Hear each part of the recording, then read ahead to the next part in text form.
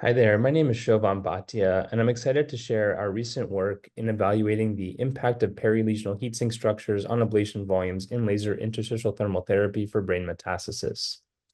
Laser interstitial thermal therapy, or LIT, has demonstrated promise in surgical neuro-oncology due to its effectiveness in delivering precise thermal energy to lesions. The extent of ablation is a prognostic factor in improving patient outcomes, however, is often impacted by perilesional heatsink structures, which can preferentially absorb heat away from the tumor, which can lead to asymmetric ablations and potentially worsen patient outcomes. Here's an illustration that depicts the potential detrimental effect of heatsink structures, which can result in undesirable residual tumor. The purpose of our study was to quantitatively evaluate the impact of perilesional heatsink structures on the extent of ablation in LIT for brain metastasis.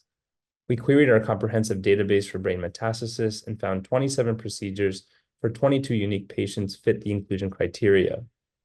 Various intracranial heatsink structures were identified, such as sulci, meninges, CSF spaces, and vasculature. Asymmetric ablation was determined by measuring 3 pairs of orthogonal distances from the proximal, midpoint, and distal locations along the laser catheter to the farthest edge of ablation zone bilaterally. Distances from the same points on the laser catheter to the nearest heatsink were also recorded. Here we're showing the midpoint measurements. The heatsink effect index was created as a proxy for asymmetric ablation, and in this case, the ablation is moderately affected by the nearby cisterns. 27 heatsinks were identified, with meninges being the most common. Across all points along the laser catheter, there was a significant generalized heatsink effect on asymmetric ablations. We were interested to evaluate any differences in asymmetric ablation across several points of the laser catheter. We found that there was a moderate negative correlation between the heatsink effect index and the extent of ablation from the midpoint of the catheter. This might be expected since this is the part of the laser that emits the most concentrated thermal energy. We were then interested to evaluate if there was an individual heatsink effect.